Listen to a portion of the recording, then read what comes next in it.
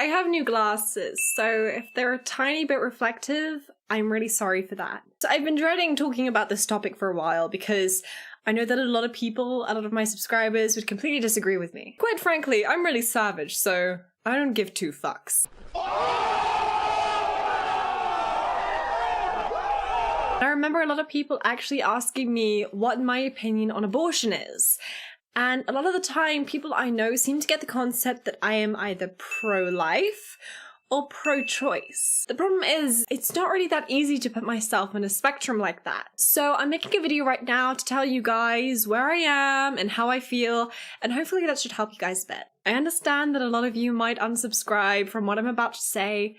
That's completely okay, but if you do get offended by what I'm saying right now, this probably isn't the channel for you in the first place. So without further ado, I will begin. I'm a woman who has a boyfriend, thus I am sexually active. Shock horror. And when the topic of abortion comes to the table, I like to imagine myself in the unlucky position that I got pregnant without wanting to get pregnant. So if I were in the situation where my birth control would go completely wrong, I would not want to live in a world where I was not able to terminate that pregnancy. And I have to be completely serious right now. If I was caught into that situation, it would be my worst nightmare. Let's just clarify that my worst nightmare would not be to go through the pain of birthing a child, because quite frankly, I'm gonna go through that sooner or later anyway. But my main fear is the adoption separation. The fact that, oh shit, I birthed a child when I was far too young, and I had to give it up for adoption. This separation pain would be far too difficult for me to handle,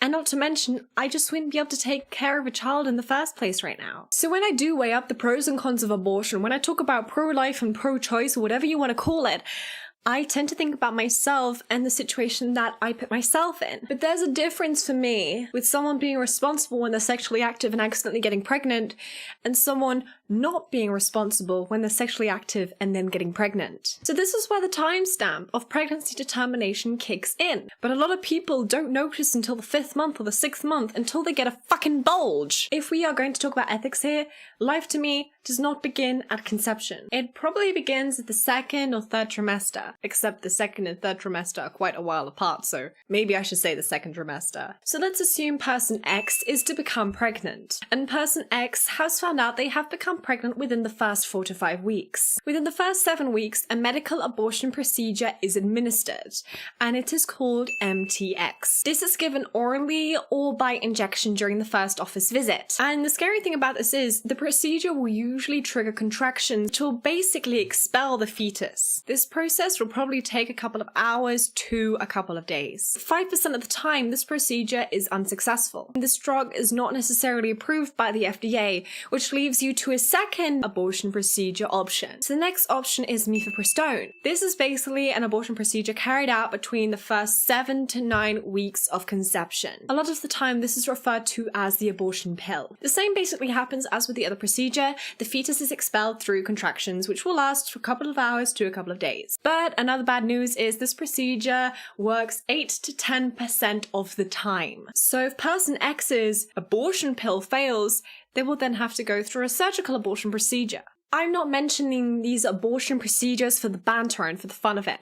I am mentioning these procedures just to tell you guys there is not just one solid abortion method. But my point is, I completely approve of these early stage method abortion procedures because they are usually done by a tablet, by an injection. I'm not here to say that I don't approve of surgical abortion methods, but I do only approve of them given certain circumstances. A surgical abortion method is called aspiration, which is performed within the first 6 to 16 weeks. You're sedated and given antibiotics to prevent infection. Basically, the fetus and placenta is removed via suction. That's brutal. That is 16 weeks is about 4 months. That's quite far on in the pregnancy, but it's still, that's heavy. That's ridiculous. You would have to wait 4 months to realize that you're pregnant. After about 4 months, my ethics line has been drawn. If you are able to get a pregnancy test within this time, if you have the financial capabilities, after 4 months, if you want an abortion, you're gonna have to think about what you're doing. The method that is used after 4 months is called evacuation and dilation. A synthetic dilator is inserted into your cervix around 24 hours before the actual procedure is carried out. And in some cases, a shot may be given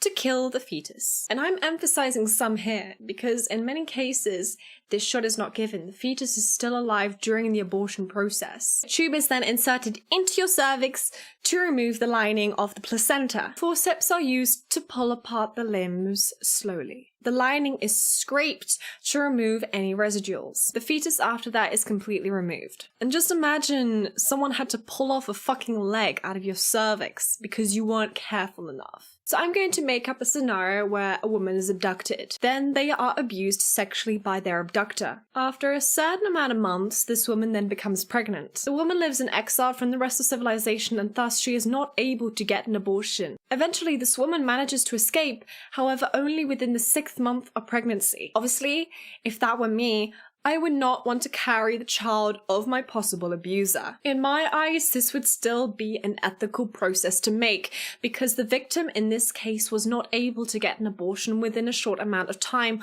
or be responsible with their sexual activity. But even places like China, where they have carried out one-child policies, they have administered abortions within 6 months as well. Some of them even were carried out after 6 months. What's another exception? Well, obviously you have the standard rape exception. This person who is a rape victim is not able to control their sexual activities because it's not voluntary. But what would you do if you found out that the fetus would have a severe mental disability? Genetic problems such as cystic fibrosis and Down syndrome can all be discovered during the course of pregnancy. So what if you found out that your developing fetus had one of those problems? I am not speaking for anyone else here, but if this were the case of my life, I would abort the baby. This is because I do not have the patience or mental capacity or emotional capacity to raise a child like this. I don't draw the line here when there is a possibility of birthing a child that cannot contribute to future society. And what annoys me even more is the parents that decide to take the test and then birth a child with the expectation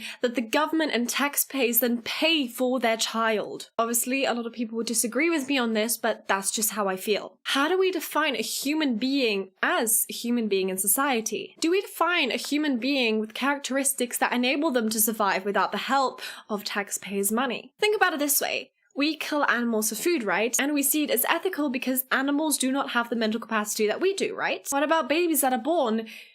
They probably don't have the same mental capacity as we do. They probably are similar in the mental capacity of an animal. But a lot of people would argue that the difference is that a human baby has the capability of being an intelligent life form. Whereas a baby fox, for example, would never be able to reach that intelligence level. Obviously, we are using a normal, healthy baby as an example, and not maybe a baby with Down syndrome or other mental handicaps. So, is a fetus a human life form? Technically, logically speaking, it is just a collection of cells, but any life form is a collection of cells. So at what cell count do we determine a life form? Sadly, that's a question I cannot answer, and I really wish I did know, but it is really interesting to think about it. Now, obviously, we have the size of the life form in question. So for instance, one fetus can have a different number of cells in the exact same stage of development as another fetus. The Catholic Church has a huge stance of ethics when it comes to abortion and even contraception. The Catholic Church believes that the human life begins at conception, thus abortion being a sin. But where are Catholics taking that stance from? Well, the easy answer is Catholics are taking that stance from a book. And here's my problem. If you want to provide a pro-life argument, then I really do recommend that you do some further research rather than taking it from a book that has no substantial evidence to contributing to our society. Because if your argument is that you don't believe in abortion because of, well, Catholicism, then you really do need to rethink your priorities and where you are gaining your sources from. You cannot just simply state your beliefs from a storybook just because you think that's right. The main aspect here is that you think for yourself rather than following a group, an ideology. You cannot exactly use a holy book that has no substantial evidence to be true as part of an ethical topic. Sure, you could use it as an example to why you follow a certain lifestyle, but it's not necessarily a fair argument to be used to prohibit others from doing the same actions. Personally though, I wouldn't use evidence of a book with no known origin as evidence for my argument. that's basically summed it up for me today. This was a really long talk. I'm really sorry because this didn't have many memes in it, but I really do think that I should have told you guys about this. But as someone who is not religious, I will not be supporting my ideas through a religion. Because here's the thing with me, I don't exactly agree with the concept of religion altogether. But that's a subject for another day. Thank you if you don't completely hate me for saying this. Keep memeing and dreaming, even though I haven't added any memes in this today. So